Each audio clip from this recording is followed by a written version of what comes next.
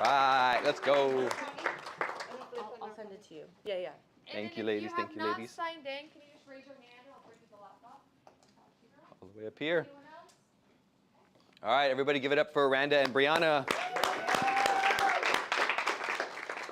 So thank you, ladies, for putting on this event. I am super grateful to be here with all of you guys. I don't know most of you guys, which is awesome, right? In this world, we're going to talk about how you can connect with more people and generate more leads, and networking is part of that. So I would encourage you guys to meet the person to your left, meet the person to your right, and figure out and ask yourself, how can I do more business with this person next to me? Because most of us think in a room like this, you're amongst competition.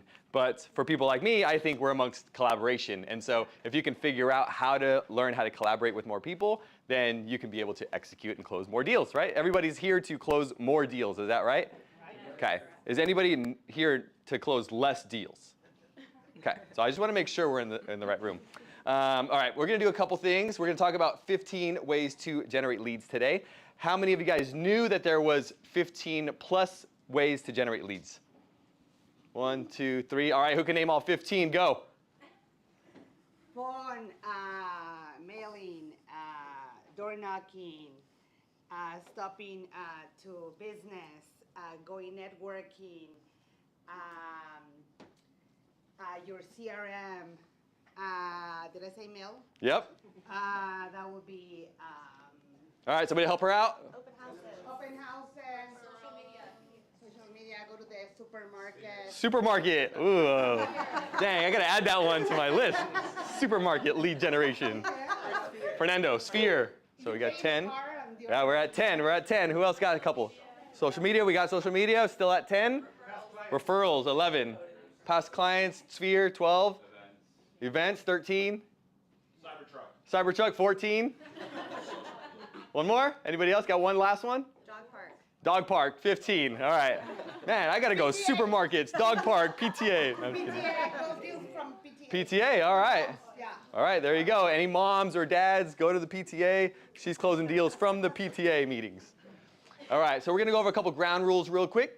So ground rule number 1 is how you participate here is how you participate there. And there is outside of this room, right? There is the real world. And so I appreciate you participating. All of you guys that shout out an answer, you're participating, meaning that when you're out in the real world, you're also engaging and participating. So I expect you to participate here today. If you came here not to participate, you're probably in the wrong room and you're probably looking at the wrong person.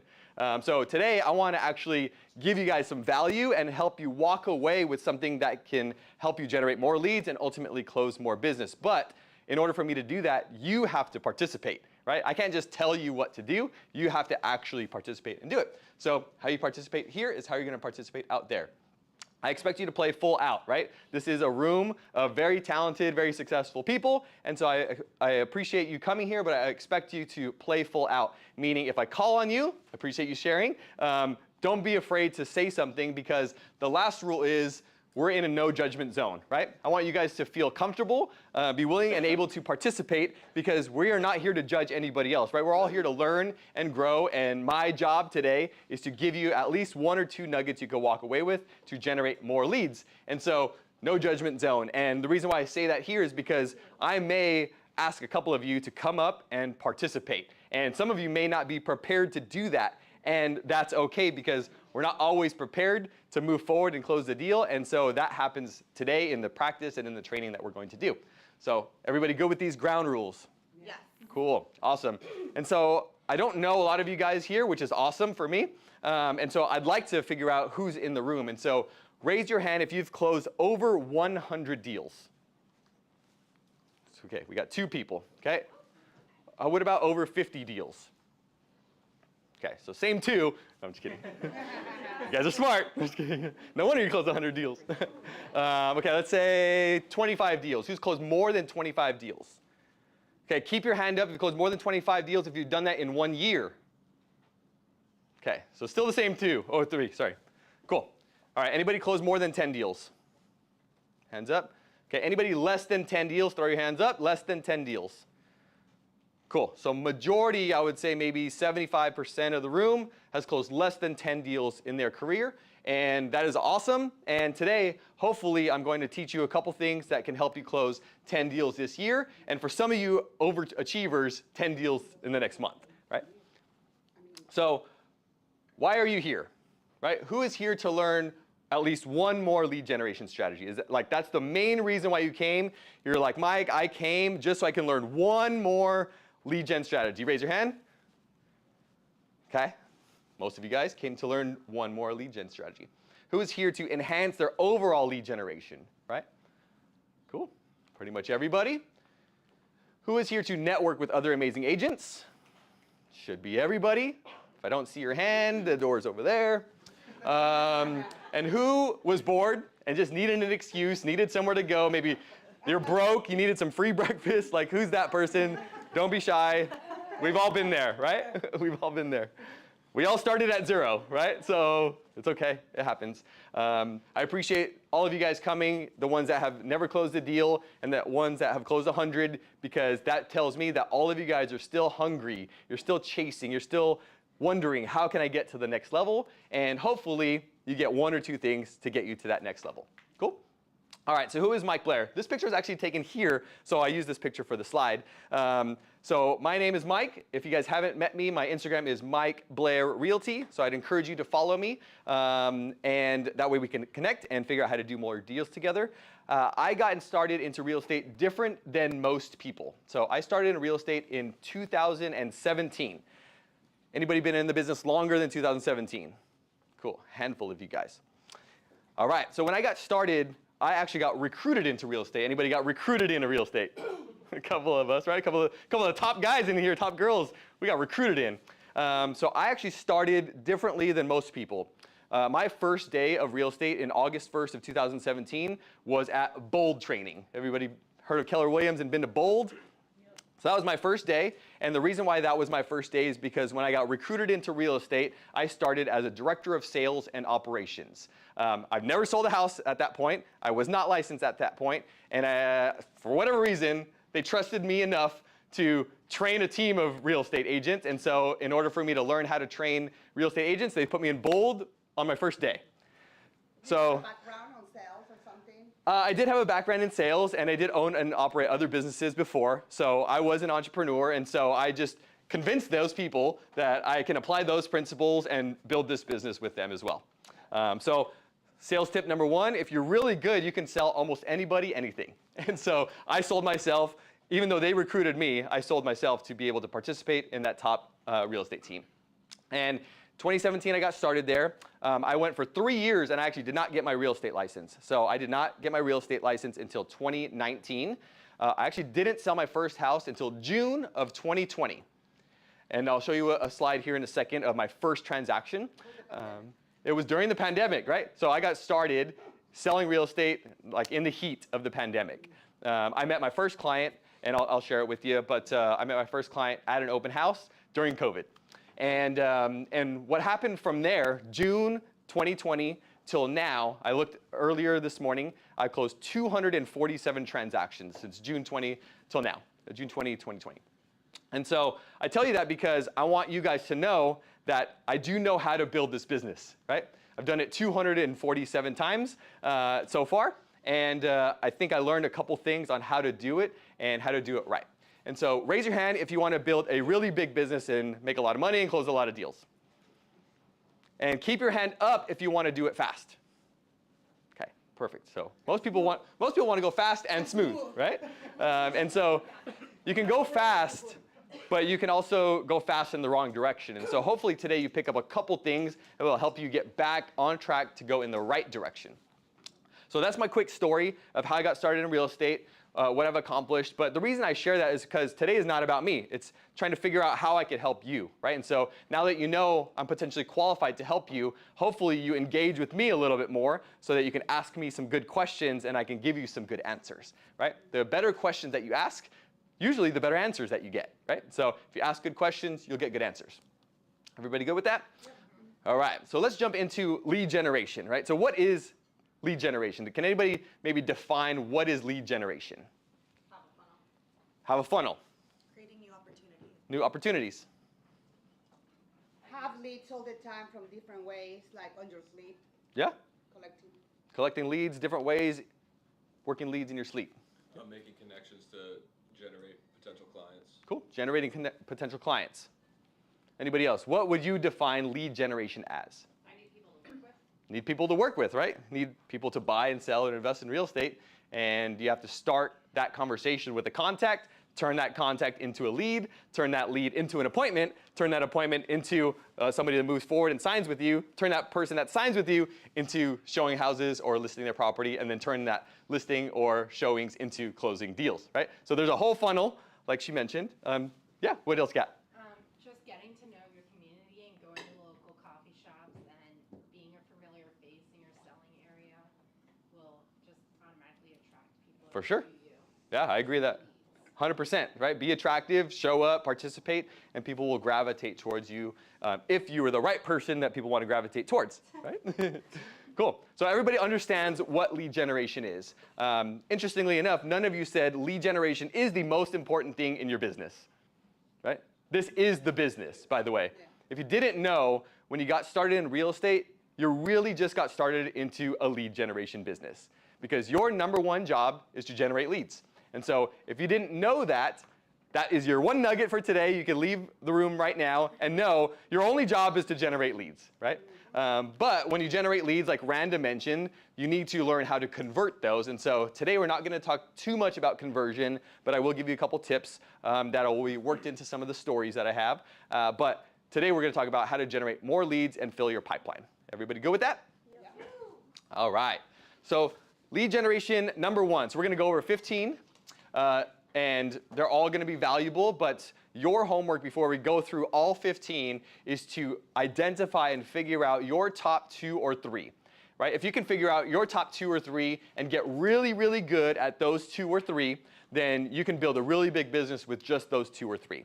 You can layer on other lead generation strategies along the way, and yet I would encourage you to get really good at those 2 or 3. And the reason why is because you want to build a lead generation model, right?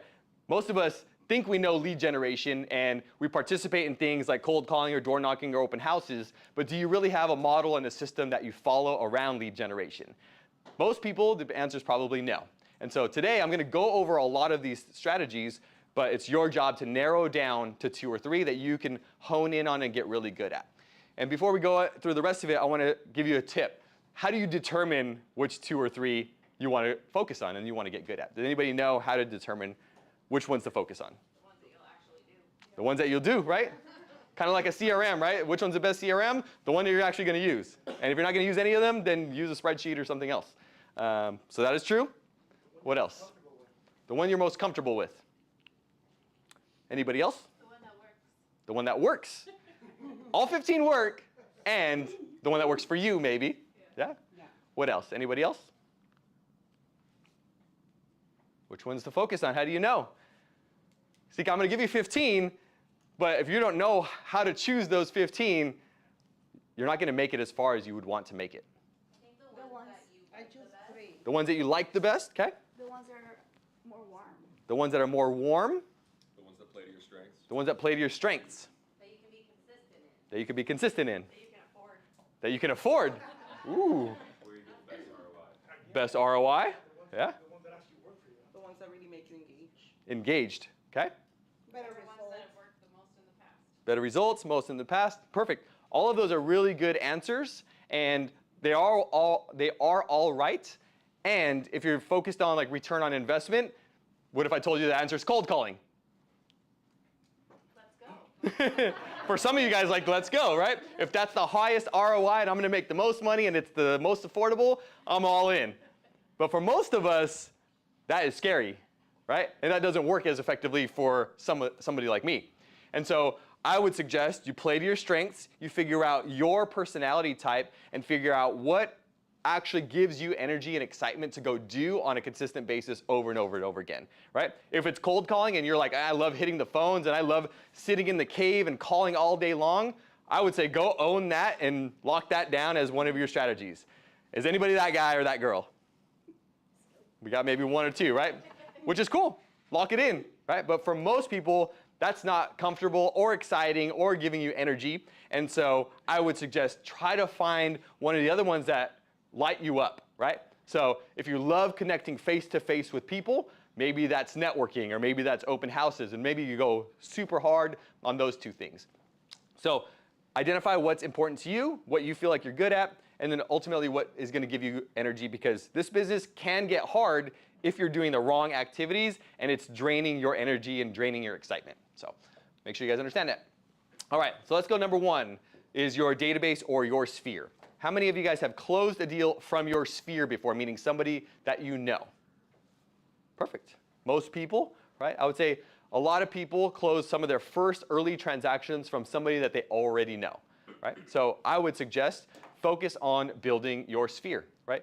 This category is probably the number one category that your mentors or your brokerages are going to share with you, because you already know these people, right? It is statistically proven that each of you know at least 1,000 people on a first name basis. So if you haven't closed deals from your sphere, that just means and tells me you haven't talked to them. You haven't reached out to them. You haven't connected to them. You hadn't added any value to them. And so there's no surprise you haven't closed a deal from your sphere, because you didn't do any of the activities that it takes to actually close a deal from your sphere. So my encouragement in your sphere is focus on building what's called a core 25 and bring your top contacts into one place, into your CRM. You label them differently, you communicate with them differently, you meet with them consistently, and the more that you can do that, you'll start to discover the ones that you really want to focus on and spend time with, right? I personally like to focus my core 25 on the people that are mostly connectors, meaning if they're business owners or entrepreneurs or salespeople, they're always connecting and talking to other people, which means they can always connect me to other people, right? And so that's what most of my core 25 is built off of, because that conversation can always take place, right? If your core 25 person is your retired aunt that doesn't do anything, never leaves the house, like probably going to be a little bit harder to generate future business from that person and build a big business around that person. And yet if your core 25 person is a probate attorney, then they may be sending you deals over and over and over again if you have the right relationship with that person. So pick and choose wisely who you focus on building your sphere. And then from the core 25, I would suggest get to 100 and then get to your entire database. The easiest way to do that is add everybody you know into the CRM and stay in touch with those people. And again, we could talk about conversions at some point, but I learned in the beginning of real estate a 36 touch, meaning anybody in your database you touch or reach out and connect to that person 36 times per year. That has evolved with technology and impressions, and now it's somewhere between 50 and 72 touches. So you got to stay in front of that person a lot of times to stay top of mind. But if they're in your sphere, it makes it a little bit easier to do that, because you can send newsletters, you can have social media kind of help you leverage that. So building your sphere, in my opinion, is probably going to be the best place that you could focus on. Again, because you already know those people. They already like you and trust you, know you by first name. And so you have an advantage that none of us have. You are the only person that knows your entire sphere the way that you do, right? And so that is one unique thing that you have that nobody else has. All the other lead generation methods, anybody else can tap into, right? If you're, we'll talk about one of them that is like buying leads. If you buy leads, I can also buy that lead, or I can also run ads to that neighborhood. And so now you're competing with those people from a cold market perspective. But if they're in your sphere and you're the only person that knows them like you do, you have the advantage. So focus on the sphere. Also, it doesn't cost anything, right? Working people you already know, they're literally already in your phone. You're already talking to them, you can already connect with them. So work the sphere. I'll give you an example. So this is one of my closings last year, and it's from one of my best friends. His name is Kenny. You might recognize him. He's been on TV before. But here's a quick video. I'm not going to show you the whole video, but you can read the words here. This type of video is great because it was their closing video of their home purchase, but we also have a lot of mutual friends, right? So when you can service somebody in your sphere, you can leverage that and tap into more people in your sphere, because chances are you all know the same people, right? And so by creating content or videos or stories like this, it enables you to be able to reach out to more people in your sphere and tell a story. And remember, facts tell, stories sell, right? So the more stories you can tell the more people believe you and understand and relate to you. And so here, this video is meant to tell a story of me meeting these clients. What did we do to get them this house? What struggles did they have along the way? And then ultimately, what was the outcome? The outcome was them accomplishing the American dream of buying a home. Cool? Question? Do you bring your videographer? How do you set up? I have a hard time, like, setting up, because at the closing is like all this craziness. Yeah. So how do you, I kind of like struggle with that. It's a great question, and there's a deeper answer to that question. So it's funny to watch, right? And you can see, like, part of the video, I'm carrying their kids, like, and during showings, I was carrying their kids. Like, it's interesting, right? But that's how you win, right? Like, if you can carry their baby during a showing, like, you're all in. And so, but to answer your question, it actually starts before you even show the client a house, right? So to answer her question, if you guys heard, how do you get a videographer there and shoot a closing video and things like that? The answer to me is it actually starts in the buyer's consultation, right? When we first meet and they're interested in buying a house, in that consultation, we talk about what is the future going to look like when we get you into your dream home. And part of that future when we get you into the dream home is we're going to give you gifts. We're going to have a taco party at your house to celebrate with you and your friends and your family. And we're going to do closing photos and closing videos so you never forget the memory of buying your first house, right? If you can plant that seed in the very beginning before you even start showing houses, then that's the expectation that you're setting for the end. Not only are you setting an expectation that you're going to help them buy the dream house, but you're setting the expectation of an experience that they're going to have with you. And the more that you can do that early on in your buyer's consultation, the more that actually happens in the future. And so that would be my answer. But to load it up, yes, I get my videographer on board. We typically do some kind of taco truck or taco event for my clients for buying a house because I get to meet their friends and family when we do that, right? So I'm willing to pay for that to be able to have that happen. And then we try to partner with the right lenders like Josh to be able to collaborate on expenses and things like that too. So do you have it on play? Like sometimes, usually we close on time, but that happens. So you have and sometimes we don't know the time. So how do you manage those last minutes? Like yeah. Honestly, all of that, like all of the stresses and the delays and things that might happen in your escrow, all of that happens in the buyer's consultation, right? So in the buyer's consultation, when we're meeting and we're going over finding the perfect house and you buying that perfect house, I'm going to let you know, in a perfect world, we're going to close in 21 days and you're going to move into your house and celebrate and everybody's going to be happy. But you and I both know the world is not perfect, right? And so there may be some hiccups along the way, and I just want you to know that I'm going to be here so that we can move through those hiccups because unfortunately, I've done this 247 times. There is no perfect transaction. And so I want to let you know now that when those hiccups arrive, because they will, that we're going to get through those together, okay?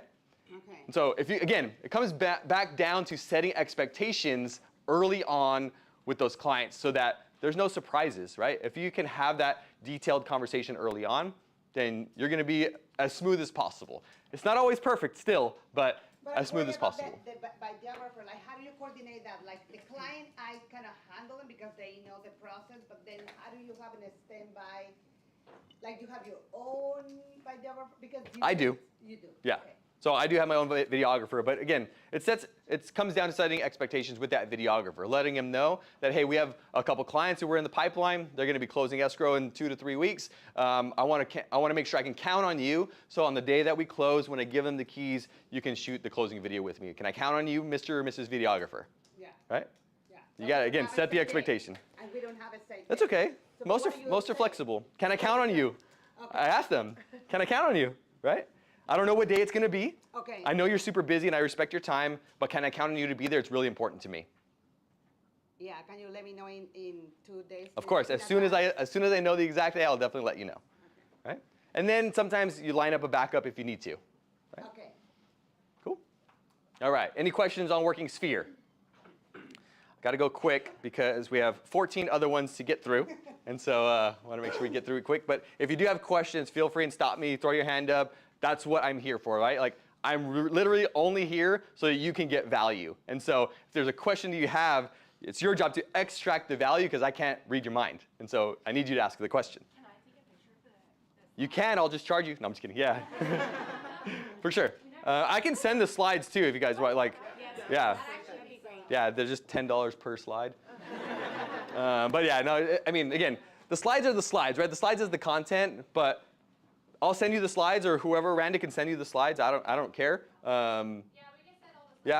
Awesome. Perfect. And we So, also have Trinity taking notes. So we'll perfect. discuss Thank you, that. Trinity.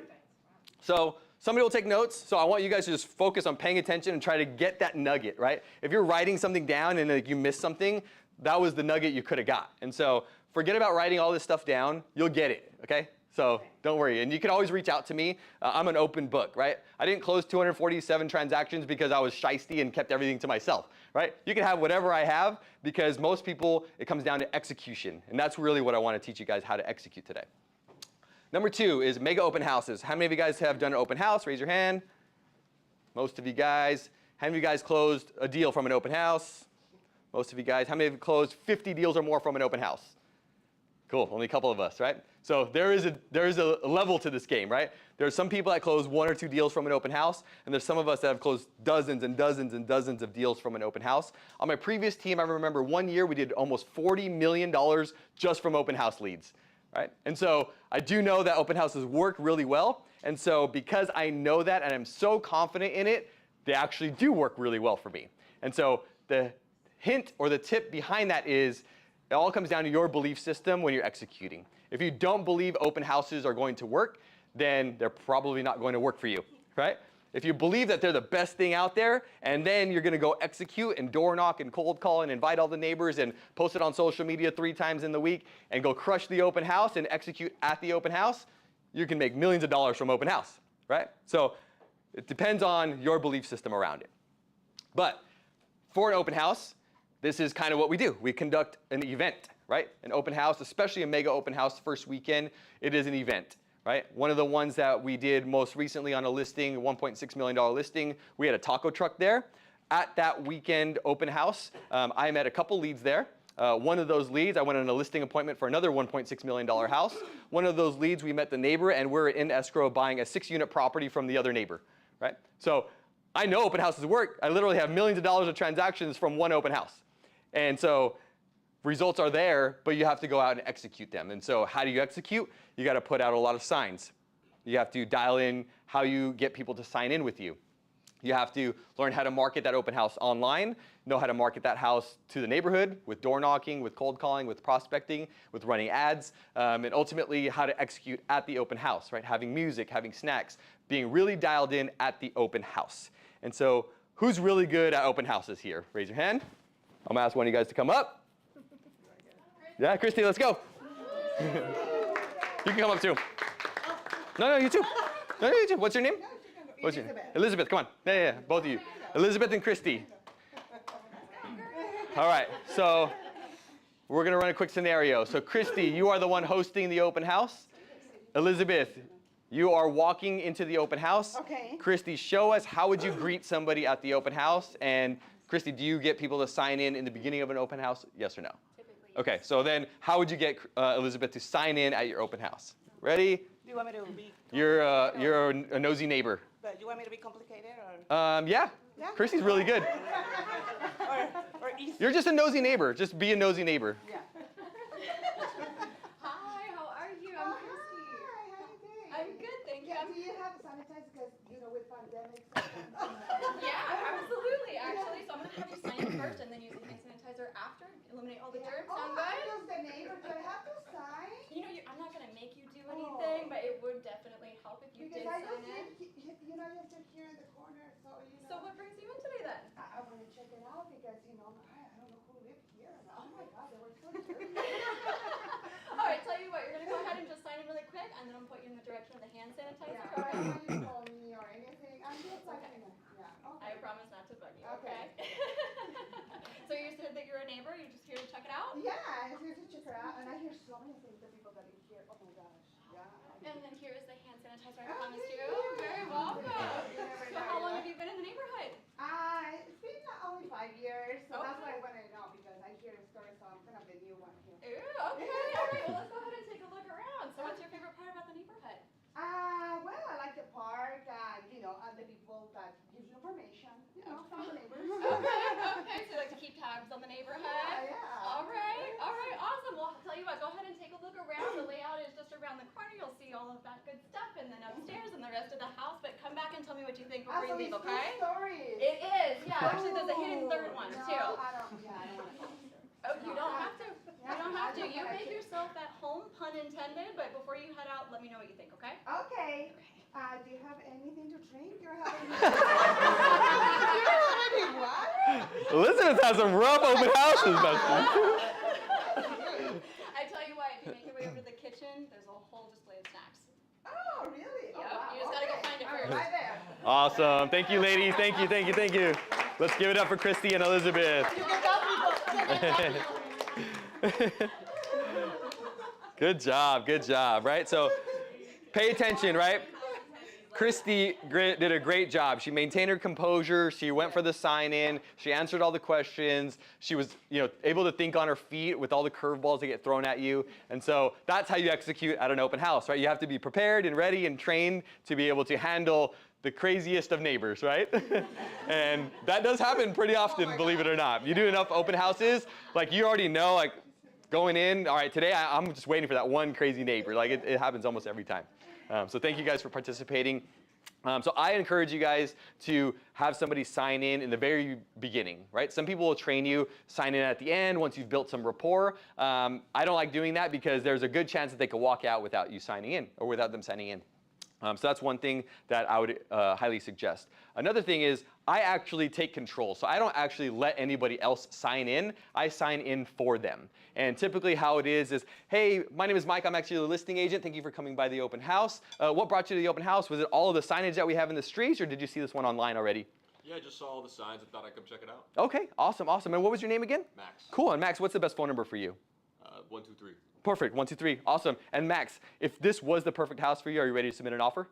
Well, if it's perfect, it's perfect. All right. I don't know if that's going to be true or not, but would you like the guided tour, or did you want to go through the house yourself? I think I'll check it out myself. Okay, perfect. Max, one thing for homework, I want you to check out the backyard and let me know what you liked best about the backyard, okay? There's a couple hidden things there I want you to check out. Okay, we'll Cool. do. So I'm going to give him some kind of assignment to go check out, maybe that's different or unique about the house. So it's important for you as the agent hosting to figure out what's different that they wouldn't normally notice. And then give him that assignment and notice how I asked or what I asked him to do. I asked him to tell me what did you like best. I didn't ask him, did you like the house, right? Because did you like the house is too open-ended. And so I'm going to ask direct, specific questions at the open house. What did you like best? If there was something you could change about the house to make it perfect for you, what would that be? And in those conversations of somebody at an open house, you can kind of start to determine what are they actually looking for. And so when that person leaves the open house, I have their name, I have their contact information, and I know what they're looking for. So even if that house is not the one, they are a great lead for me to be able to follow up with them, because I can always call Max and say, hey, Max, man, I appreciate you coming by the open house. It didn't seem like this was the perfect house for you because you mentioned you wanted X amount of bedrooms or the big backyard or whatever. And Max, you know what? I have another listing, or I found another property that actually meets all of those needs. What's your schedule like later on today or maybe tomorrow at 5 o'clock?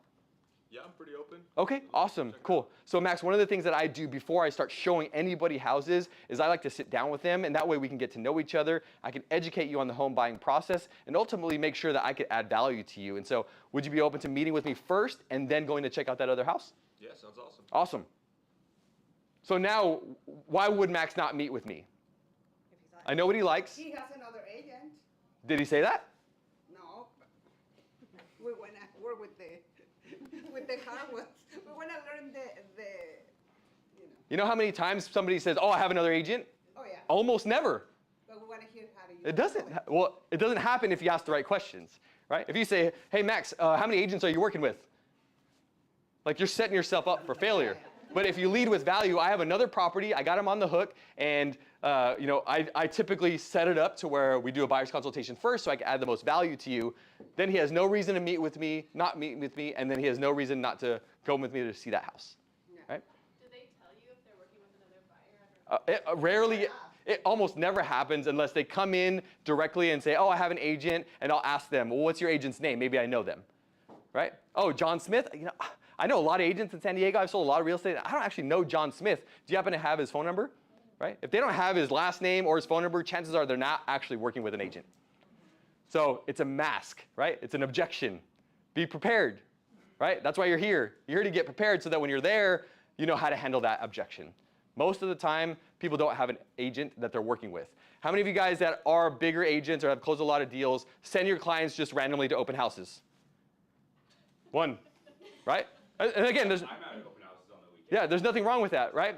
But some of us, we control the conversation with the client and the experience of the client. And so I don't randomly send my clients to go meet a bunch of agents, right? So if I'm actually working with a client that's signed with me, we're all in together, right? We're finding this house together. So I know that if random buyers are just coming to me, their agent, again, not that that's a wrong way to do it, right? Because there's different strategies and different ways to do it. But I know there's a high likelihood they're not actually working and committed to that agent. But do you think they would tell you, though? If they Yeah, if they do tell me, then yeah, I mean, I'm not here to step on anybody's toes. sign paperwork now, right? Yeah, for sure. If they've signed with an agent and they know their agent's first, last name, and phone number, then they probably have an agent, and I'm not here to step on anybody's toes. But I'm also here to read between the lines. What's that? Most people disclose that, though. They'll tell you, I've signed something. Not normally. Yeah. Nobody walks in the open house and says, I have a signed contract with an agent. Like, it doesn't happen. They want all the information. CH? I think a little what you're talking about is people in their mind have somebody that they're thinking of that they think is going to be their agent, and when you take control like that, you are establishing so much value in the moment that that person that they had in mind will ask it, then they're going to say, oh yeah, I have an agent, and it's just somebody that like they're thinking of, and it's not actually their agent. That person hasn't actually moved forward with it yet. So by taking control, you assert yourself as the agent. You're the one providing the value in the moment. Now that other person goes out the window, so you don't really have to worry about them disclosing. You have just made yourself that agent. Yeah. Perfect. So do you guys think I'm pretty good at open houses just based on the quick scripts and things that we talked about? Cool. Awesome. And I want you guys to think that. And the reason why is because I want you to know, like, really deeply, I am your competition. So I want you guys to train so hard and get so good that if somebody walks into your open house and then right after your open house they walk into my open house, I want you to know that you can secure them, right? Because I can almost guarantee you if they're coming to me and you hadn't got them, I'm getting them. And so that's the world that we live in. And I'm telling you up front because I want you guys to get good, right? Like, this business is really exciting and really fun and really lucrative if you get good at it. So now's the time to start getting good, and I appreciate, again, you guys coming here, but I want you to know I'm out there too, right? So we're in the same market. So get so good, I don't matter to you anymore, right? Because I don't care about the competition. I know my value, I know what I'm good at, and I just go execute my own thing day in and day out. And there are a lot of other great agents that I love and respect and have great friendships with, right? And hopefully all of you too. So any questions on open houses? What you got? I noticed you offered a guided tour or a solo tour. How often do people say yes to a guided tour? Almost never. Yeah. When you're leaving, you're not signing people in, so I was wondering how. Yeah, so I sign them in first, offer the guided tour, and most people, the reason why I say never, or mostly never, is because most people want to go around the house on their own. But sometimes they don't know the house, and so they like the guided tour. But I do that so that I can get them talking, right? I can get a conversation going. And so I'm going to ask them questions so that they could give me some kind of response, and it gives me an opportunity to joke with them, to laugh with them, or something like that. So I'm looking for things that I can leverage in the conversation to build a relationship. If it's not your listing, right, and I'm offering to host the open house, aren't there certain things, like, can I still do a guided tour, or aren't there certain things you're not supposed to just, like? Yeah, I mean, I don't know all the rules. I just do my thing, but yeah, I mean, I still give a guided tour, and if I'm hosting an open house and it's not my listing, I treat it like it is my listing. So I'm not saying I'm the listing agent, but I'm saying that I'm the agent hosting the open house today. I know everything about this house. I know everything about the neighborhood, and so you can trust me that I'm going to guide you through this process. Yeah. Max? If somebody does say yes to that guided tour, do you actually physically walk them around the house? Yeah. Or do you just explain how you would like them to go through? No. I honestly hope they ask me for the guided tour, because when they do, I get to build so much relationship and rapport with them. It's like amazing. And the only way that you could do that is if you're really set up to execute the open house properly. And so most of my open houses, we have a lender partner there. In the event that I'm going to show around somebody in the house, they have a backup person there fielding the people coming in. And then when open houses get crazy, has anybody hosted an open house where like 50 people have come in? Oh yeah, those are the fun ones. And so then you have to be on your game at another level, right? So you got to say, hey, Max, nice to meet you. What's the best phone number for you? Cool. Why don't you go take a look inside? I'm going to come meet with you inside. Let me take care of Julianne. Julianne, what's the best phone number for you? Cool. Like, you have to know how to pivot through and work the room at a different level. So that's where training really comes in. But having a second person there is going to be crucial, especially if you're expecting a busy open house. If you're not expecting a busy open house, then you didn't do enough to drive people to the open house, so it's your fault, right? As you can see, sometimes I get intense, but this business is all about accountability, and you have complete control of the outcomes that actually take place. So if you're curious or wondering, how come nobody's showing up to my open house?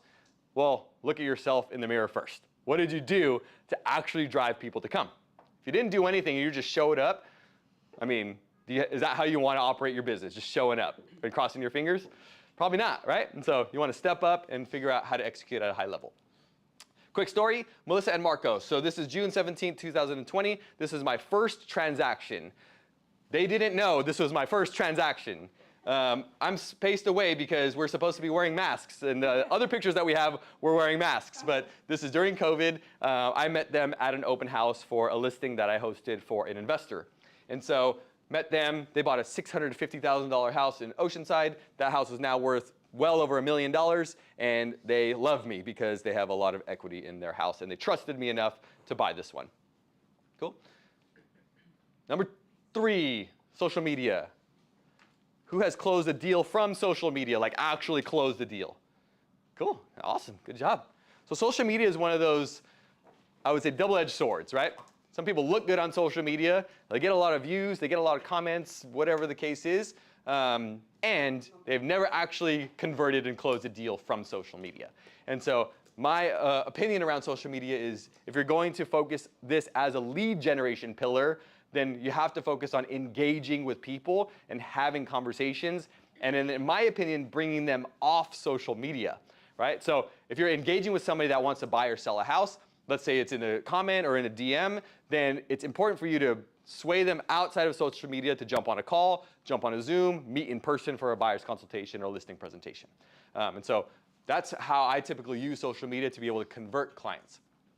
Share valuable content. So I share a lot of listing content or content around houses because that's what I do on a consistent basis. And I intertwine and sprinkle in like my actual life into social media. But I am more heavy on real estate and social media. I found that there's no magic sweet spot, right? Some people say, well, don't post too many listing photos or listing videos. And like a lot of the same people like a lot of the different houses that I sell, and then sometimes they end up buying or selling a house. So you can't tell me that that doesn't work. And so I would suggest figure out what works for you that you can do consistently, sprinkle in some things about you and your life into social media so that you become human and you become somebody that people like and trust. Whatever it is, do it consistently, but also outreach and connect with people, right? Send DMs, comment on other people's stuff, be able to engage with people that are engaging with you, and then take them off social media. You can run contests, you can share other tips and tricks and things like that, but I would say focus on what you would normally do if you met somebody in person. So here's an example, right? Areli, maybe her name doesn't leave this room, but, but this is the exact DM she sent me on Facebook, August 6, 2023, and funny story about Areli, and again, this doesn't leave this room, okay guys, is that Areli and I used to work together before, and unfortunately, I had fired Areli. So from the day I fired Areli till this message, I did not talk to her, right? But social media does some magic things, right? She sees I'm in the game, she sees I'm selling a lot of real estate. I become the only person that she knows and trusts. Again, we're still cool, but I did fire her. And that's what really told me like what I'm doing is right? In the moment of marketing and social media and engaging with people, is that if I can get somebody that I fired to still reach out to me and still want to buy a house, and this is the house that they bought, by the way, then maybe what I'm doing is working, right? And so, again, there's no magic, there's no sweet sauce. It's just doing it consistently, adding value, connecting with people, and ultimately, you'll get to this result also. Any questions on social media? Well, then she got another job. I know. I'm glad I'm glad she got another job. She got a better job because, like, the job she had with me, she probably wouldn't have qualified for a house. So, in a way, I helped her in more than ways than one buy a house. I'm just kidding. But yeah, so young couple, super nice and sweet, and we had a great experience. And we laughed about it, right? What is that area? This is actually in 92154 down in the South Bay, where they have some. This was actually a new construction home. Yeah, off the 905. Cool. Networking. How many of you guys are good at networking or love networking? Yeah? All right. How many of you guys, keep your hand up if networking is one of your top 2 or 3 lead generation pillars? Ooh, we got 3. Okay, very cool. So networking can be very powerful. Just like social media, it can also waste a lot of time, right? If you're coming to event, to event, to event, to socialize and make friends, and that's all cool, you're adding people to your sphere, but if you're not actually having conversations to move that business forward for you or move their business and help them, you kind of just spinning your wheels a little bit. And so I would suggest you be very intentional about networking. There are hundreds of networking events that you can go to. There are a lot of events just like this to where you can come, connect with other people, and really build relationships. Online events. Has anybody ever been on like a webinar or an online networking event? I actually really like those too, because most people don't engage with the people in that audience. And so if you do, you actually stand out amongst everybody else. So some of the online ones are great as well.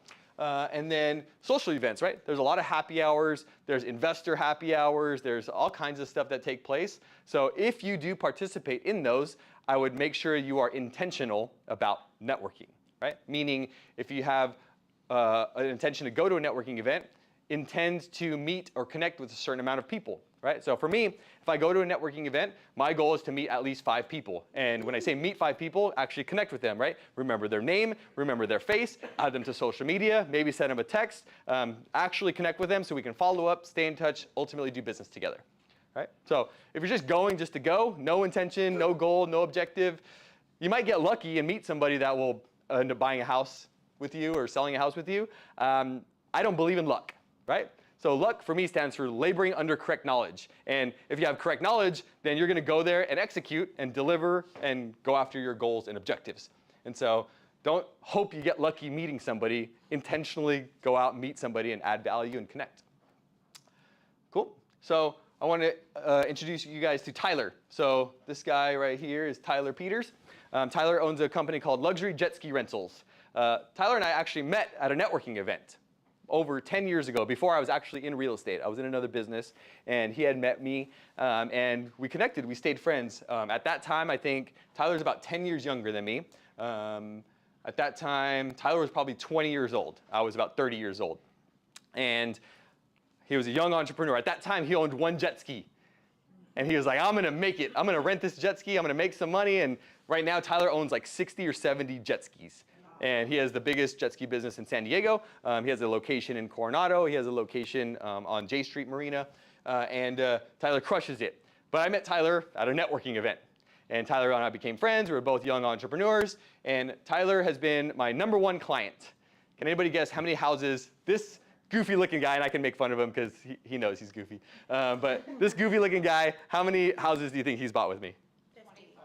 I wish it was 50. Oh, man, I wish Tyler was loaded like that. Not 25, 15. but it's been a handful. Yeah, he's bought 5 or 6 houses with me. We've actually done a couple like joint venture deals together as well. So from one networking event 10 years ago, you never know who you're going to meet, but if you stay in touch with the right people at the right time, magic happens, right? So Tyler is actually right now on his honeymoon with Lauren.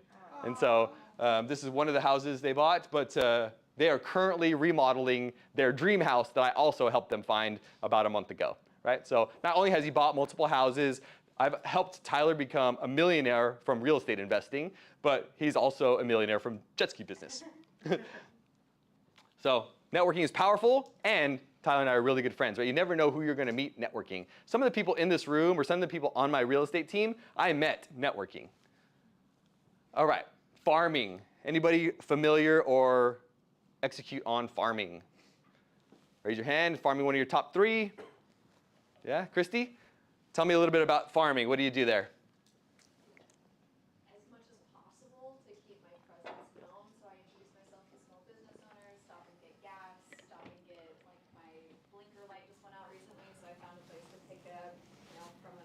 stop there, try to make connections with anyone that I run into. Awesome. I actually made a client recently just from asking someone sitting on a park bench if this is a good place to eat at, you know? So Cool. literally just Yeah. as much as So Christy just opens her mouth, connects with people, and figures it out. That's awesome. Good job. So farming is something that is targeted, right? If you could figure out a specific area of focus, then you could really penetrate that area. And so everything that Christy was saying is great because I'm assuming that's all in the same area, meaning if she goes to that car shop or she goes to that coffee shop or restaurant, those people start to intertwine or connect with each other. And so she starts to become the person that everybody knows. And in my opinion, the best way to farm is to be the connector. Right? If you become the connector in that area, meaning you can connect somebody to the coffee shop or the mechanic, or you can connect somebody to the garage sale or to the neighbor or to the HOA president, then everybody looks at you to connect and you become the local expert. And so, in my opinion, farming that way is the best and most effective. And then you can supplement that with staying in touch with that particular neighborhood. Most people start in farming with a small area, maybe 200, 300, 400 houses, and that way it's something manageable and workable that you can really get through. But over time, you can build that farm out. I know some of the larger teams, they farm like a whole zip code, like that, tens of thousands of mailers and things go out every week or every other week, and you have to build towards that because there is cost involved to doing that. And so ultimately, farming is one of those that I would recommend you track the ROI, especially if you're spending money penetrating that neighborhood with events, with marketing collateral, with mailers, and things like that. But farming does work really well, and I would focus on an area that you know really well, because chances are you're already the neighborhood expert. This is an example of a mailer. So this particular house is in 91914. Anybody farm 91914? Sweet, so we do. So sometimes you got to pick farms that nobody else is really willing to go after, right? We sold this house, $2 million house in 91914. Anybody even know where 91914 is? No. Even better. So 91914 is in, oh, you live there, so maybe you got this mailer. So 91914 is in East Chula Vista. It's a really nice pocket, couple $1 million houses over there. And it's a great neighborhood to really get to know. It's a good mix between residential, but then in 91914 there are a lot of small businesses as well. There's a business park, and then there's some retail stores, and so you can really penetrate and get to know that area. So if you're looking for a farm, I would figure out, okay, what is a farm area not only that has residential houses, but has business owners, maybe a business park, office space, and that way you can really get to know a diverse group of people in that farmed area. All right, so we talked about direct mail on farming, but direct mail itself can be a marketing channel, a lead generation channel. Does anybody use direct mail outside of farming or use for farming? Where is the question? Ooh, two of you guys. Anybody use direct mail but not for farming? Yeah? What do you guys use direct mail for? Out-of-state owners, Out-of-state owners. Good one. like past clients, and also it's a kind of farming, but like demographic. Okay. Instead of geography. Okay, so specific target demographic. Yeah. Cool. And then is it still somewhat geographically located or? Somewhat. Okay, cool. So those are two good strategies, right? You could use direct mail to target somebody specific, right? In that case, you're targeting out-of-state owners. You could pull a list, you could buy a list, and you can go after those potential people that are tired of having their rentals, right? Tired of the headaches of owning property out of state. And so, because chances are they live in a different area or different state.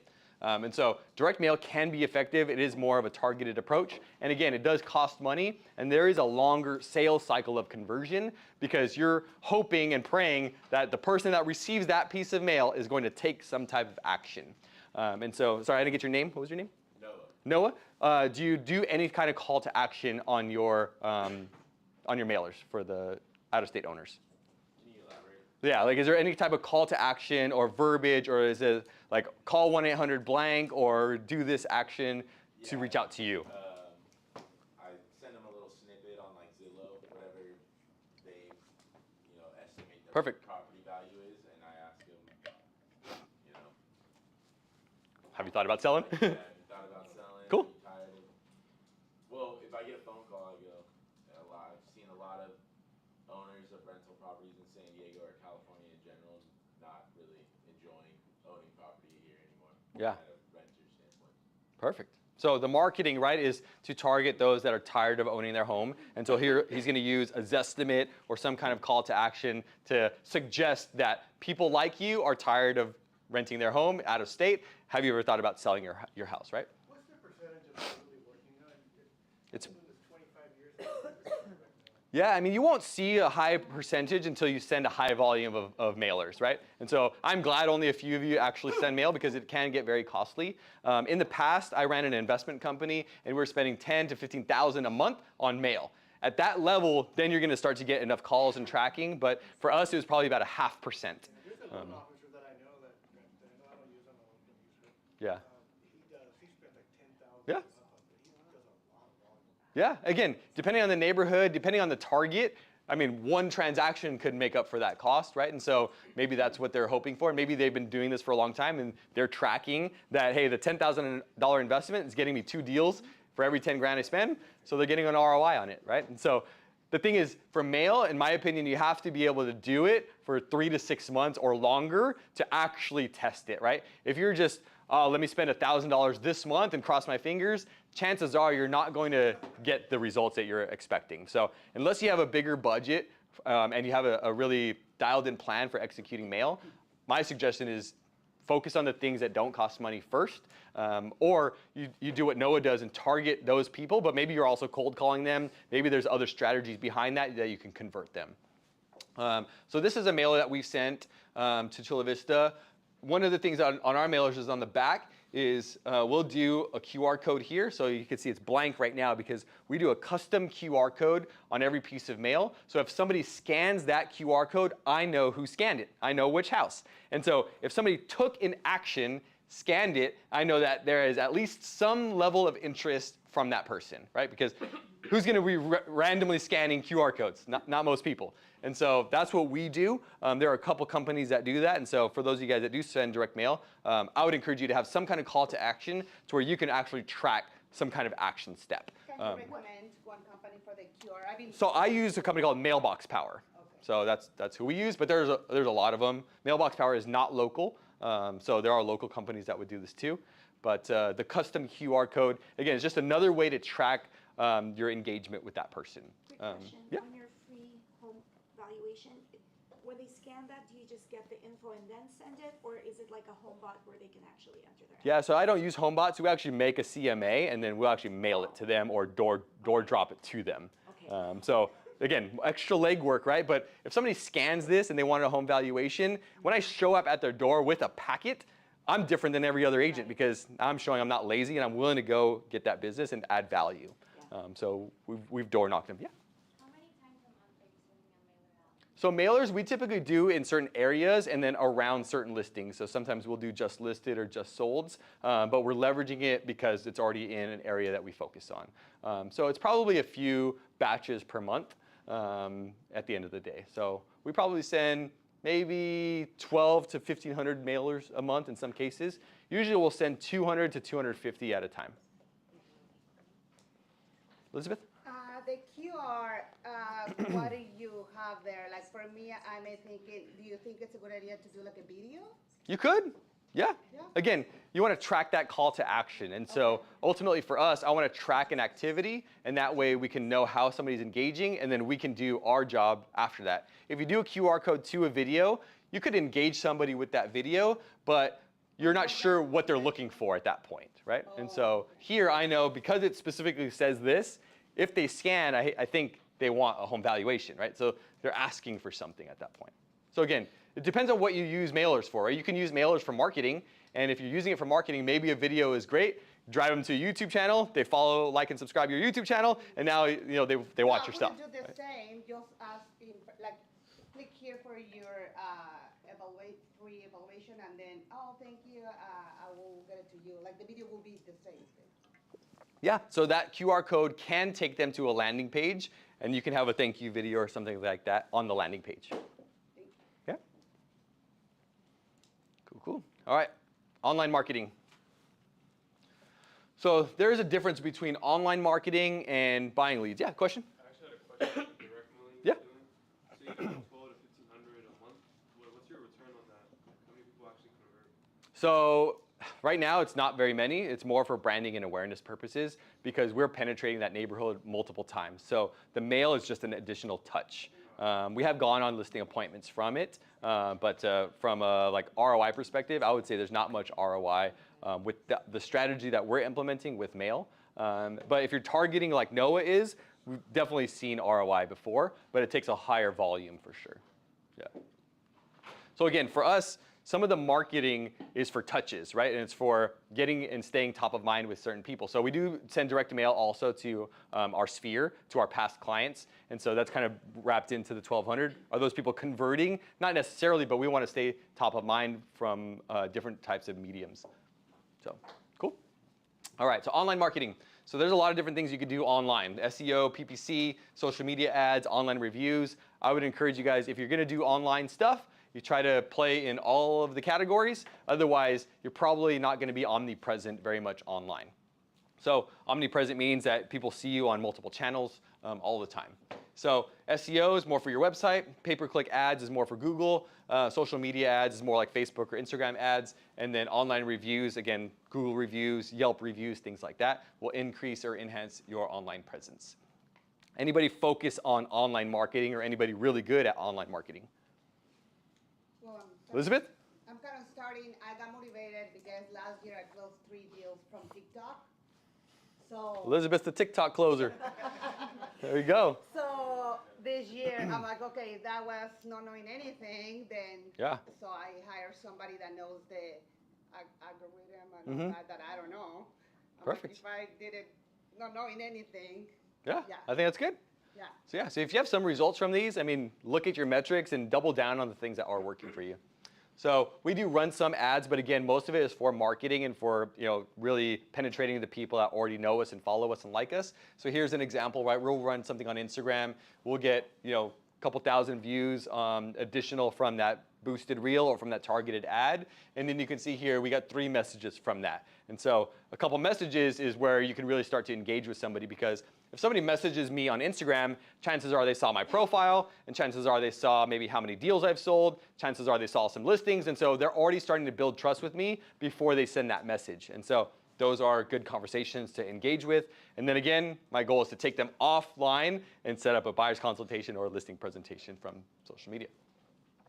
Cool. So online leads, so a little bit different than online marketing, and that is buying leads from Zillow, Realtor.com, things like that. Anybody buy leads right now or on a team that buys leads? Cool. How's the conversion going for online leads?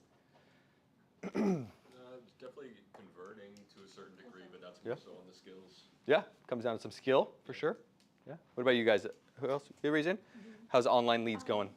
I would say it's, in a way, it's pretty good. Like I've closed quite a few. Awesome. But of course, there's also many bad ones. Yeah. So if you were to really do the conversion, it doesn't look as good, but I think we've had some pretty good ones. Yeah, for sure. Yeah. Yeah, and that's pretty common, right? And I want them to share. With buying online leads, you're going to get a lot of potential bad leads or shared leads. And again, there's nothing wrong with that, but ultimately it comes down to skills and you being able to convert those people that are qualified leads or actually decent leads.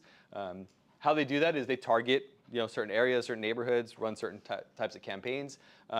Most importantly, my encouragement is to nurture those leads. Somebody that you might get an online lead from, they may not be ready for 6 or 12 months. And so if you're hoping that you pick up the phone, they're just gonna be like, yeah, let's buy a house right now, probably not gonna happen, right? And it does happen, but that's not as likely. And so you have to nurture that lead over time and take care of that lead, add value to that lead. And it's because chances are they're talking to other agents because they're online looking at houses, right?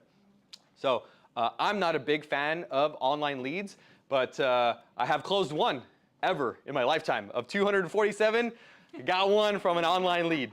And interestingly enough, I didn't buy the lead.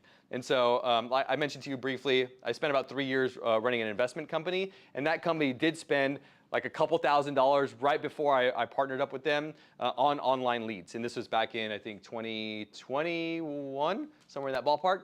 And so Antonio came from that. So I met Antonio from an online lead. He was an old lead in the database from Realtor.com. I would call the leads because in 2020, I never sold a deal and I was broke and I was trying to figure out who do I go after, and there was a pile of leads there. And so Antonio is one that we would call. And the script basically for old dead leads is, hey, Antonio, I noticed that you requested some information about 123 Main Street about 6 months ago. I just wanted to check in and see, did you buy the perfect home yet? Right? And Antonio said, no, we're still looking. Awesome. Buyer's consultation, let's start looking. We get them this house, and it's an amazing property. So I've only ever closed one deal from an online lead. I'm not the biggest proponent of buying leads because I know how to convert leads, right? I know how to create leads. And I know and I believe that everyone is a lead. And so why do I need to buy them? So again, just different perspective, right? Nothing wrong with that. It does work if you can convert at a high level. But that's my story around online leads. Referrals. Referrals are the best. How many of you guys focus on referrals as one of your top 2 or 3 lead gen pillars? Cool, good job, good job. So for some people, they think, I can only get a referral if I have closed business and I have a track record and things like that. But you can get a referral from anybody, right? Meet the person to your left, meet the person to your right. Maybe they speak a different language or live in a different neighborhood, and you can get a referral from them. And so referrals can be powerful if you focus on referrals as a lead generation strategy, right? So all of the things that we've gone over so far, they're all great. You can close deals from all of them, but which ones are you going to focus on to get really good at and drive that conversion, drive those leads? And so referrals can be great. So you can get referrals from agents, from your database, from people you already know, from past clients, and then referrals do come from online reviews as well. So I'll give you guys an example. These are my friends, and they bought a house in Spring Valley. They were referred to me by, guess who? Tyler Peters, the jet ski guy that I showed you guys earlier. So Tyler has referred me, not only has he closed a lot of deals with me, but he referred me to these guys, and they bought an amazing house, as you can see here. And that came from a referral. And interestingly enough about them, they actually bought a second house with me also. And so one referral got me a couple other deals, and we have a good friendship at this point. So referrals can be powerful if you work the referrals, you ask for the referrals, you deliver value, and you give people reasons why they should refer you to them. Tyler actually also referred me another person. His name is Kevin. Some of you guys might know Kevin, so I won't say his last name, but he has a business downtown. And Kevin was actually working with a different agent before, a long time ago. They never bought a house, and Kevin and I reconnected, and we're in escrow right now. So again, referrals can come if you ask for them, if you show up, you participate, and you deliver value. People will give you those referrals. Question? Yeah. At what point do you bring the taco truck? It's all about the tacos. All about the tacos. Yeah. So Sometimes I don't find the right time, and I'm like, okay, bye. Yeah. So it doesn't happen to every client, but usually if somebody's buying a house, then I will let them know that we usually do a closing gift for the client. And my best closing gift that you can choose to get if you wanted it is having a taco party at your property so that we can celebrate your new home, right? It's basically celebrating for their housewarming, and I will take on inviting all of your friends if you want me to. I just need their name and their phone number, right? Sometimes they can invite them themselves, but I will also go to that taco party. So these guys and the other guy, Kevin, that I mentioned, they came to Tyler's taco party when we did his, right? And so you can connect and meet other people because not only am I the realtor, now I'm the realtor that does tacos, and I get to meet the friends and family, right? So and you stay a long time. I stay the whole time. Okay. I'm the guy. I'm the guy that put it on. I'm the guy everybody needs to know. So again, that's the goal for the tacos, and it usually costs about $500.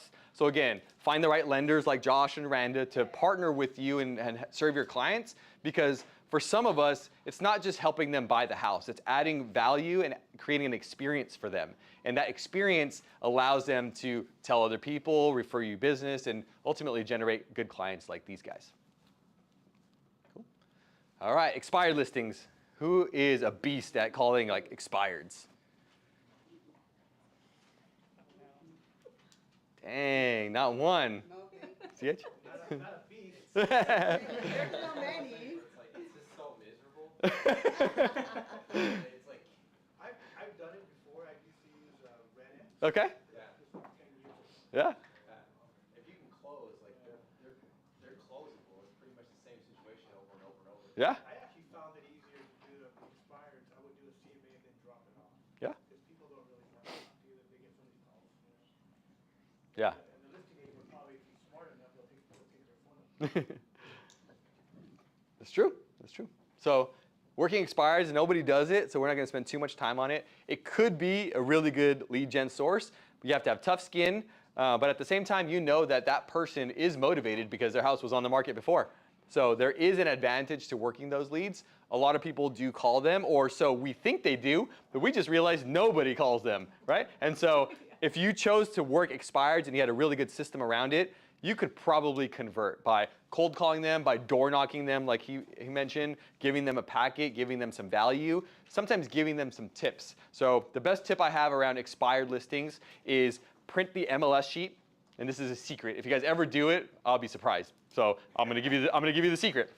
Print the MLS sheet and circle in red all of the errors that the other agent made, right? If it was priced too high, circle that. If the description sucks, circle that. If they forgot to put the community, circle that. If they didn't put, I don't know, the bedroom dimensions, circle that, right? Drop that to somebody's house and say, hey, I noticed your listing on 123 Main Street expired, and I looked it up, and I think I have a couple reasons why that expired. Here is your MLS sheet, and here are all the things that I would do different if I was your agent. Would you do the pictures too? I did it. It's a good one. So far, that's the best. All right, we cold list the first one you get, okay? I'm just kidding. So do you, because one time I did it, but not like this, but just like say like, I know why, you know, they came to my open house and I put it up and I'm like, okay, that blue wool. Yeah. So do you? Yeah, say it? call them out. Yeah, okay. Yeah, who cares? Yeah, if it's me, don't call me out, but no, I'm just kidding. We all get expired listings, right? Yeah. If you do enough business, they're not always gonna sell, unfortunately. I wish I was like the secret guy that every house I touch just sells. It just doesn't happen. And so nobody's perfect, but if you can identify things that maybe you would have done differently, again, it doesn't mean that they did a bad job, but maybe you would have done something differently or suggested something differently, share that with the seller as a piece of value and say, hey, look, I don't even care if you hire me, but if you do put your house back on the market, I would suggest changing this blue wall, right? Or whatever it was. Add value to people, yeah. I'm just wondering, do you work expireds and what are your insights on it? I don't work expireds, yeah. Yeah. Right? I mean, again, I try to protect my time and my energy, and I don't want to do activities that are draining, and so I don't cold call, and I don't work expireds, right? Yeah. Because that takes away from the things that I'm actually good at. So again, does it work? Of course. Do other agents on my team have team members closed expireds before? Yes. And we use that strategy I just shared with you. So I know the strategy works, otherwise I wouldn't have told you. But that adrenaline. yeah, for sure. I don't. Again, everything takes work, right? So to do that strategy, imagine 30 expireds go expired this week. Are you gonna go door knock, print out, door knock all 30 in all parts of San Diego? Probably not, right? And so most people are just not willing to do that amount of work. Yeah, right? Yeah, if you're a beast. All right, sign calls. Has anybody ever closed a deal from a sign call? Yeah, see? Double-ended, yeah. Double-ended a deal from a sign call, see? Well, my listing, they call me, okay, let's Yeah, perfect. So have good signage, right? Make sure your phone number's on there. Make sure contact info's on there. You could have a QR code, like whatever it is. answer the phone. Answer the phone? Oh my gosh. I wish I would have started with that. Like, hey, if you guys want to crush it in lead generation, just answer it, right? Like, that's one of the mistakes most people make is they don't answer the phone. So answer the phone. And actually, believe it or not, it wasn't from a sign call today, but it was from yesterday. We have a listing in Poway, and somebody called me from the sign. I live in Poway. I was driving the neighborhood, and I saw your listing. Can you give me more information on that house, right? So that happened yesterday from a listing sign. Open house signs too. If you're doing open houses, I would encourage you to have a lot of open house signs. One of the agents on my team, last year he did over $150,000 in gross commissions to his pocket. He did over $200,000 in total, and majority of his deals came from open houses. He did not invest $1 of the $150,000 that he made last year on anything. And so this year, I was like, well, what's your goal for this year? And the goal is 250. And how do you expect to get to 250 if you're not going to change anything that you're currently doing, right? And so we talked about it. He's going to continue to do open houses. He bought 30 open house signs, right? And so every open house he does, again, every neighborhood's different, but as much as possible, he puts out 30 open house signs. So imagine you're doing an open house in the same neighborhood as this guy. His name is Michael. And imagine you only put out 8 signs. And then Michael puts out 30. If somebody's thinking about buying or selling a house and it's you against him just from signage, who do you think they're going to choose? Michael. So you could win those little tiebreakers by just doing more and having a little bit more extra. And so I would encourage you to invest in your business in the areas that you're focused on. If open houses is one of those pillars, buy a couple things that you need for open houses. Better signage is one of them, right? Open house flag, maybe a speaker for your open house. Maybe you have an allocated budget for some snacks or some drinks or whatever, because Elizabeth's going to come in and like, where's the drinks at? So this is business, right? Invest in your business. I know. Hire somebody to put the signs for you. You could hire somebody to put the signs out, right? So we're not sweaty. Yeah, you could. You could. And I have mixed feelings about that. I'm all about leverage, and you can hire somebody to put your signs out, so I'm with you.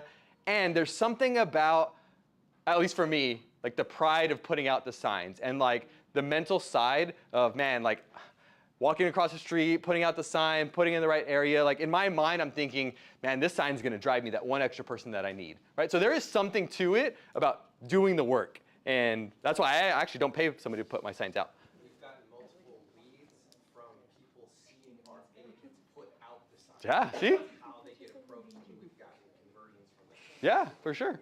Yeah.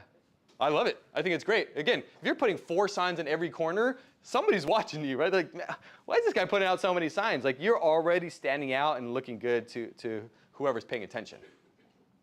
Cool. For sale by owners. Anybody hit fsbos kind of like expireds? Yeah? How's it been? So. Yeah? We gotta work on it for a couple months, or like at least 12 touches. Yeah.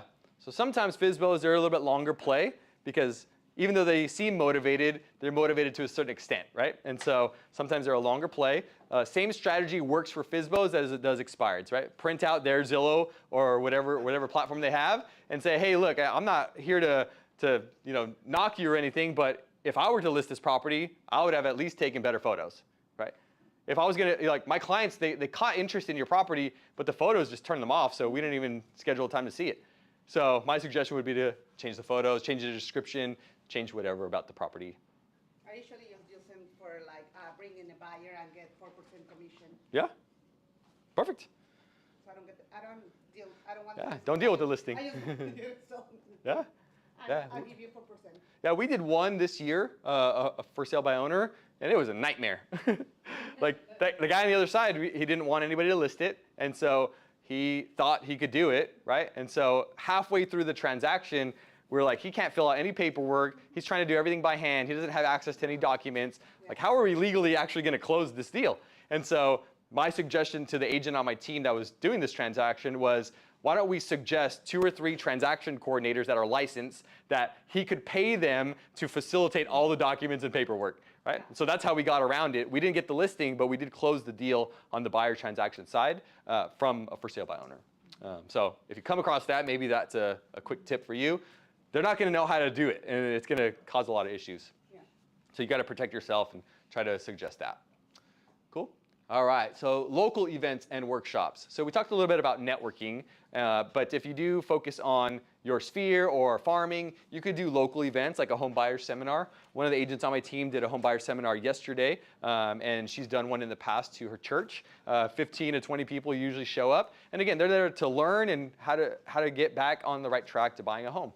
Right? So home buyer seminars are great. How to invest in real estate. So I'm a big real estate investor. So I participate in a lot of different events and workshops and things like that on the investment side.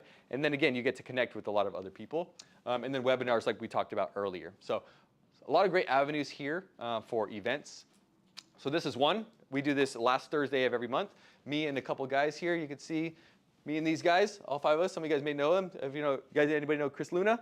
So Chris Luna, he's built over 100 ADUs in San Diego. I don't know if you knew that. But he and I and a couple other guys, we put on a networking group last Thursday of the month. And why do we do that? It's because it's fun, right? But we get to connect, we get to interact, and then we become the face of some kind of networking group, and people start to know us and collaborate with us and things like that.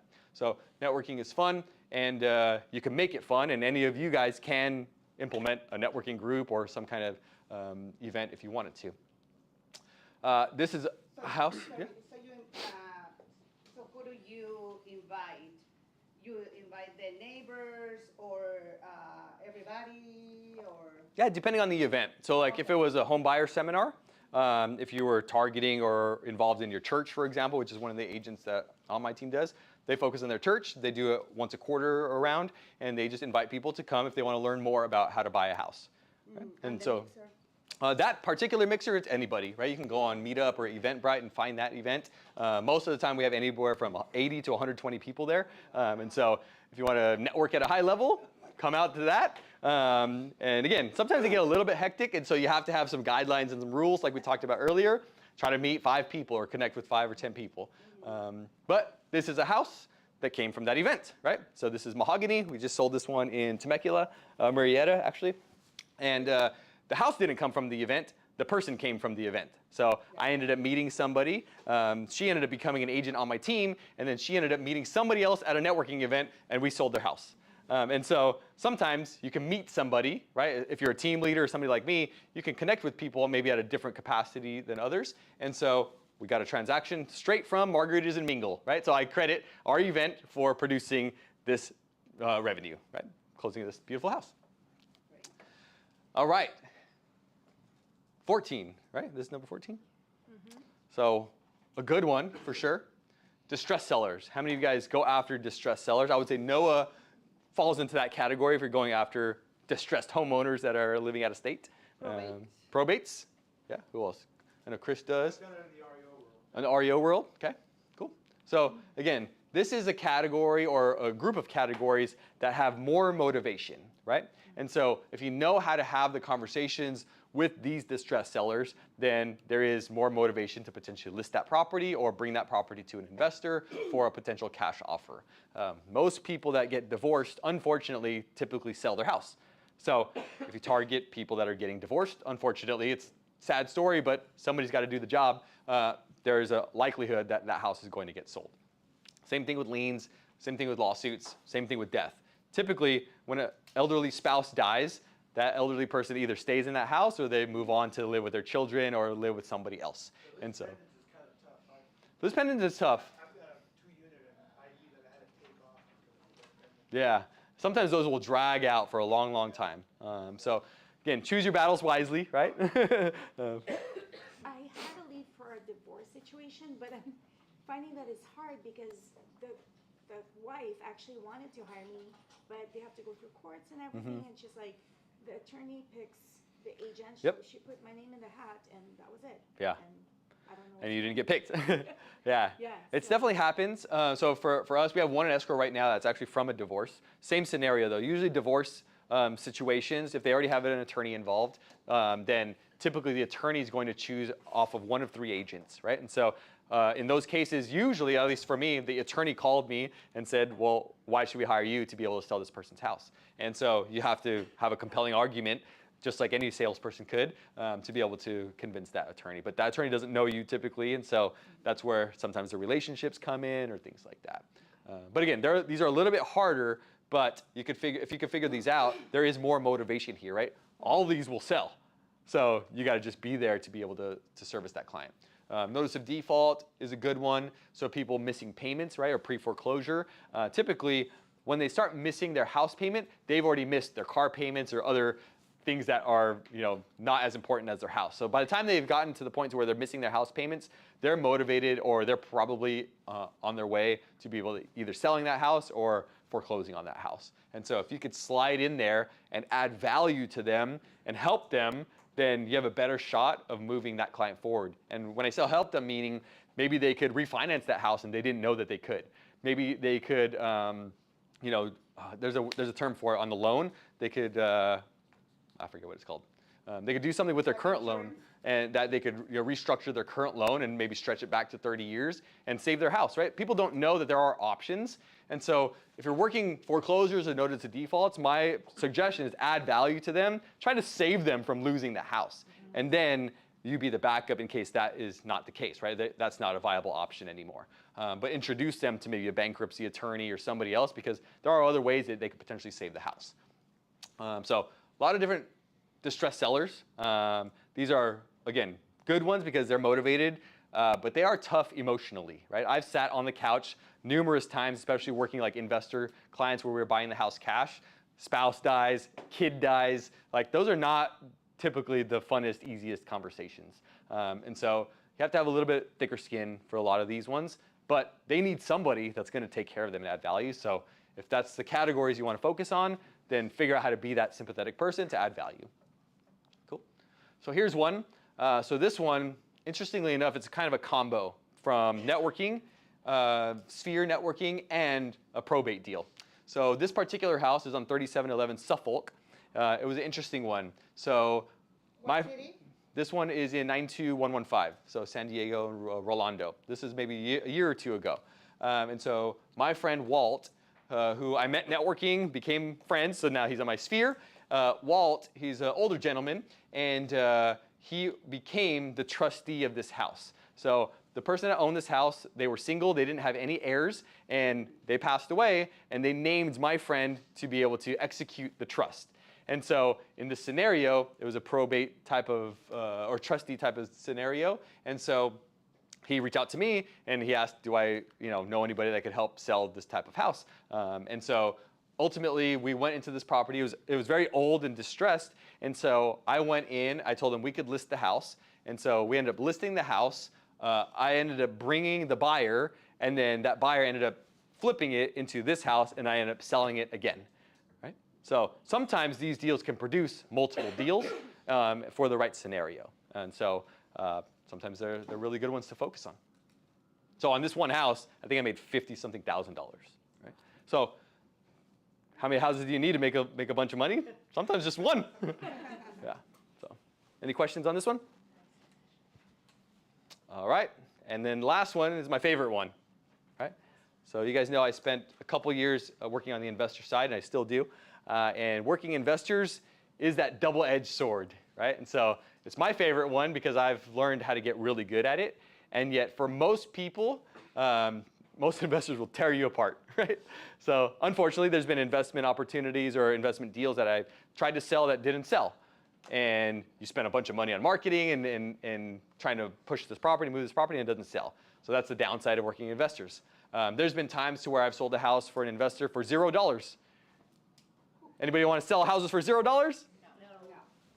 Probably don't work with investors, because if you do enough, that will happen from time to time, right? And the reason why it happens is because sometimes investors, they go underwater, or the deal doesn't work anymore, or they thought they were going to sell it at $1 amount, and now it's selling a lot less, and so they're going to eat money.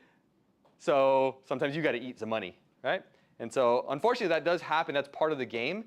And then on the flip side, sometimes you get 2, 3, 10, 100 deals from investors. I've done over 100 investor deals as an agent. And so sometimes it works out.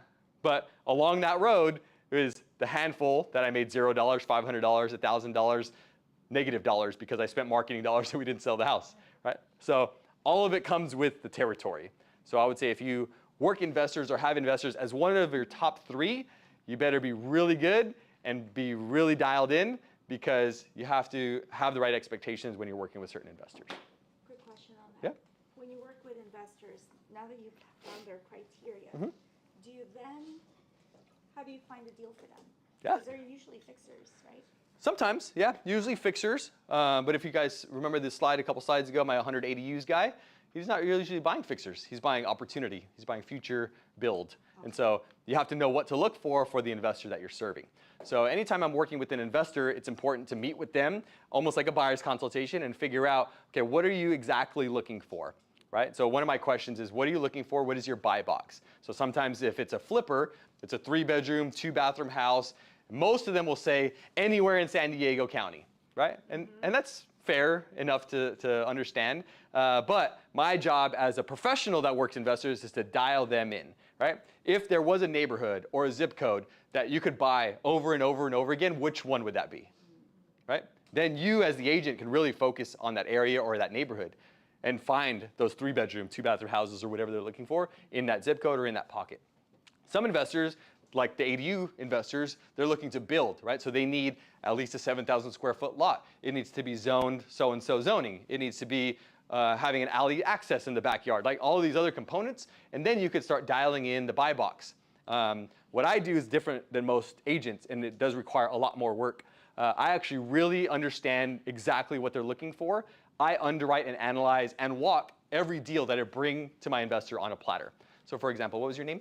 Donna. Donna. So Donna, let's say you were an investor and you were like, I want a 3-bedroom, 2-bathroom house in 92126, right? I'll say, Donna, if I found you that house, how many could you buy? 2. 2. Okay. If I found you 3, what would I do with that third one?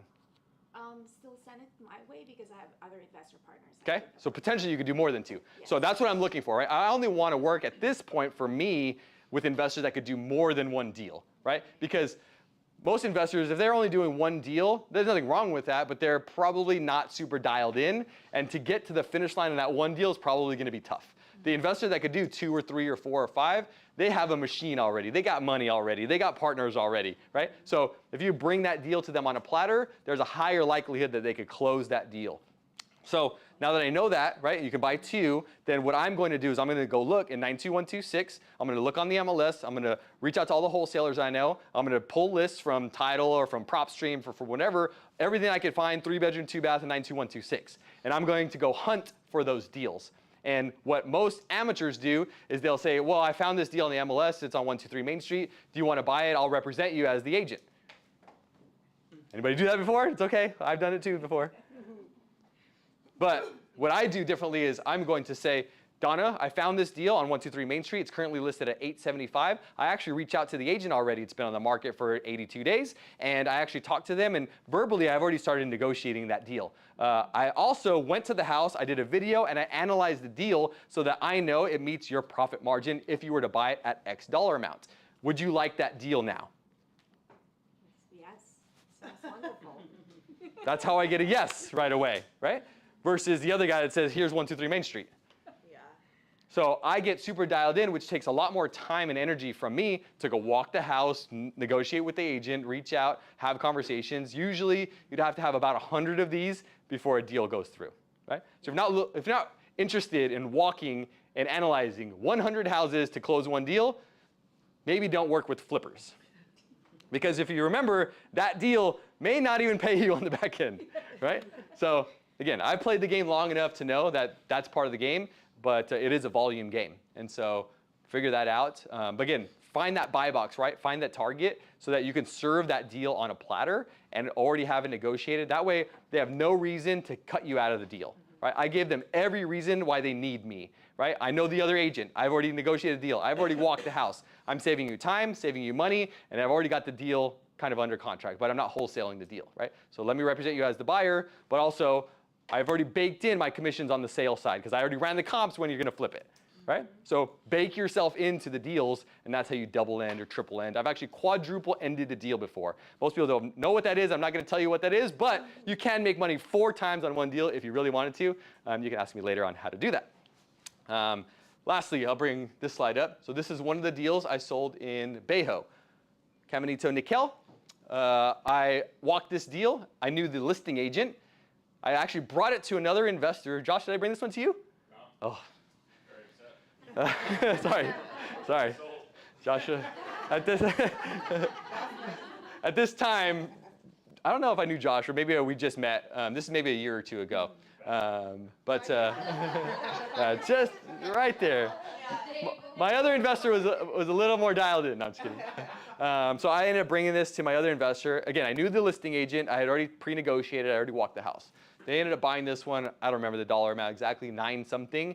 And then I got some commissions on the buyer side because it was on the MLS. Nobody else bought it for whatever reason because they didn't ask the right questions to the listing agent. I think it was listed over $1 million. And so we ended up buying it, I think, $925, and then we ended up selling it for $1,260,000, the highest sell in that neighborhood in Bejo. And I got paid twice, right? I got paid from the buyer's commission and from the listing side. But interestingly enough, on this property, not only did my investors make a bunch of money, but sometimes my investors, they'll do a deal with other agents, which I hate. No, I'm just kidding. Sometimes another agent brings them a deal, right? And they honor that. And so there was a scenario where this investor, an agent brought them a deal, and they allowed that agent to relist it. That agent didn't sell it. And so who do you think is their backup agent? You. It was me, because I brought them this one.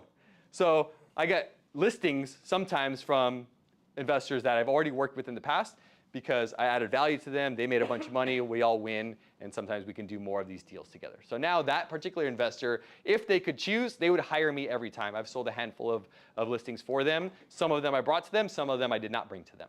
So investors can be powerful if you build the relationships, you're willing to do the work, and ultimately you know what you're doing, right? That's where the training and expertise comes in.